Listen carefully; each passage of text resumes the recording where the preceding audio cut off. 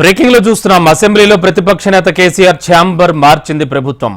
ప్రతిపక్ష నేతకు ఏళ్ల తరబడి కేటాయిస్తున్నటువంటి ఆ ఛాంబర్ ని మార్చి కార్యాలయాన్ని కూడా చిన్న రూమ్ గా కేటాయించారు. ప్రస్తుతానికి స్పీకర్ ను కలిశారు కేటీఆర్, హరీష్ రావు, కవిత. ఇదే అంశంపై ప్రతిపక్ష నేతకు కేటాయించాల్సినటువంటి రూమ్ ను మార్చారు, ఛాంబర్ ను మార్చింది. అసెంబ్లీలో ఛాంబర్ ను కూడా మార్చడం జరిగింది. ప్రతిపక్ష నేతకు ఏళ్ల తరబడి కేటాయిస్తున్నటువంటి ఆ యొక్క వేరే ఒక చిన్న గదిని మాత్రం కేటాయించినట్లుగా మనకు సమాచారం అందుతూ వస్తోంది. మనం హెచ్ఎంటీవీ ఎక్స్క్లూజివ్ లైవ్ విజువల్స్ చూస్తూ ఉన్నాం.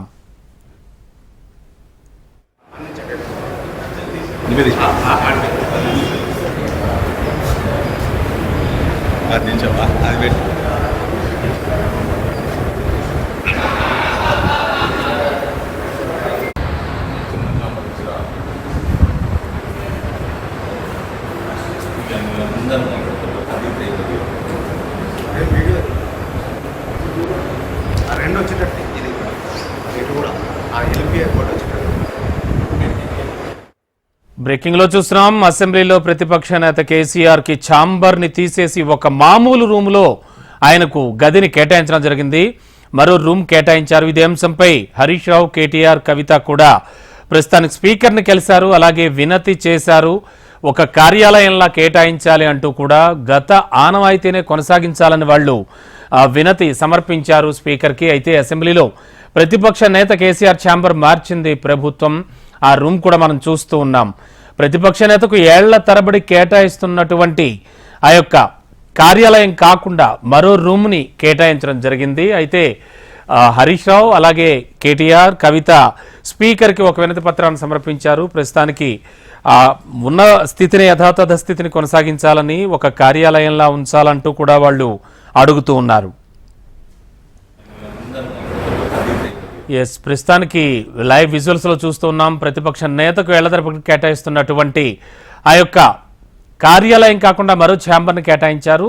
దానికి సంబంధించి కూడా ప్రస్తుతానికి టీఆర్ఎస్ సీనియర్ నేతలంతా కూడా స్పీకర్ని కలిశారు. మరింత అదనపు సమాచారం అందించడానికి మా కరెస్పాండెంట్ స్వామి సిద్ధంగా ఉన్నారు. స్వామి, ఏం జరిగింది? ఎటువంటి రూమ్ కేటాయించారు? ఒక కార్యాలయంలా ఉన్నది కాకుండా ఒక రూమ్ లాంటిది కేటాయించారంటున్నారు. దీనిపై వీరు వినతి కూడా సమర్పించారు స్పీకర్కి అంటున్నారు. ఏం జరిగింది అసలు?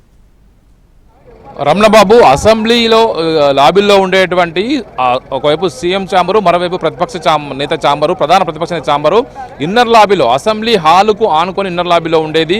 అసెంబ్లీలో హెరిటేజ్ బిల్డింగ్, పాత బిల్డింగ్ తర్వాత కొత్త బిల్డింగ్ కట్టిన తర్వాత కూడా మొదటి నుంచి కూడా ఇదే ఆనవాయితీ కొనసాగిస్తూ వస్తుంది.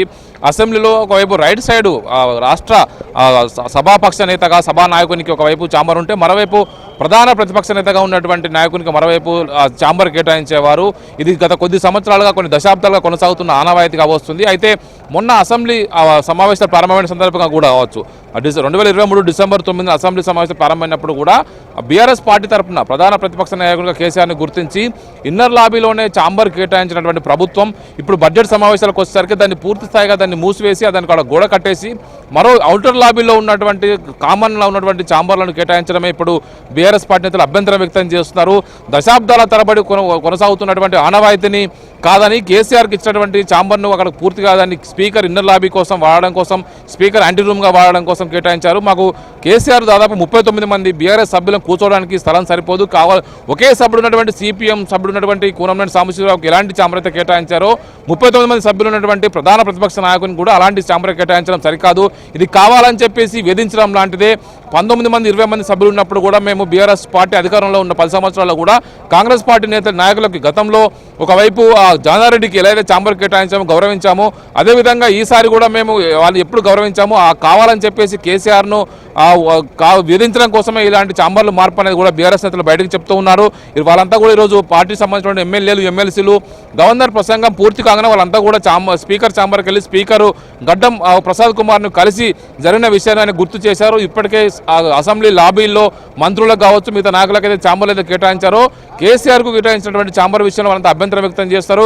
గత ఆనవాయితీని, గత సాంప్రదాయాలని కాదని చెప్పేసి ఔటర్ లాబీలో కేసీఆర్కు స్పీకర్కు కార్యాలయం ఏ విధంగా కేటాయించిందనే విషయం సంబంధించి కూడా స్పీకర్ దృష్టికి తీసుకెళ్తున్నారు.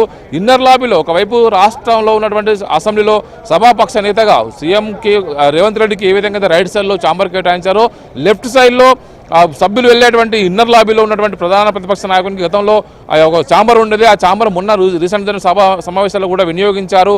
మొన్న రీసెంట్గా పార్టీ సభ్యునిగా ఒకవైపు గజ్వేల్ ఎమ్మెల్యేగా కేసీఆర్ ప్రమాణ స్వీకారం వచ్చినప్పుడు కూడా ఆ ఛాంబర్లోకి వెళ్ళి పూజలు చేస్తారు, అక్కడ ఉన్నటువంటి ఛాంబర్లో కూర్చుంటారని చెప్పి అంత అనుకున్నప్పుడు కూడా ఆయన అక్కడ రాకుండా అప్పటికే గోడ కట్టి పూర్తిగా పెయింటింగ్ వేయడంతో కూడా కేసీఆర్ కూడా కేవలం హాల్లోనే ఏదైతే సభ్యులు కూర్చున్నటువంటి హాల్లోనే ఆయన వచ్చినటువంటి కార్యకర్తల నాయకులతో అక్కడనే కలిసి వారి నుంచి అభినందనలు స్వీకరించారు.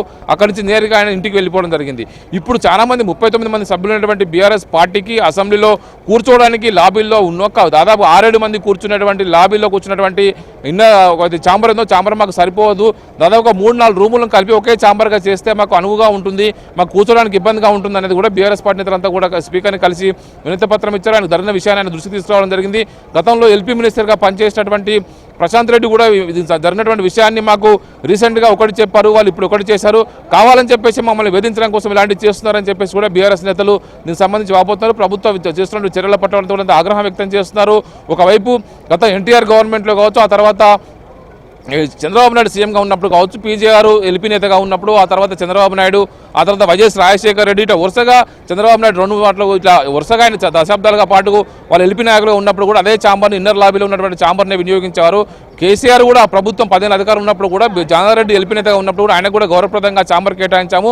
కానీ ఇప్పుడు మొన్న రీసెంట్గా కేటాయించి మళ్ళీ దాన్ని రద్దు చేసి దాన్ని గోడ కట్టేసి స్పీకర్ యాంటీ రూమ్గా వాడడం కోసం, అమ్యూనిటీస్ కోసం వాడడం కోసం దాన్ని వినియోగిస్తున్నామని చెప్పి అంటున్నారు.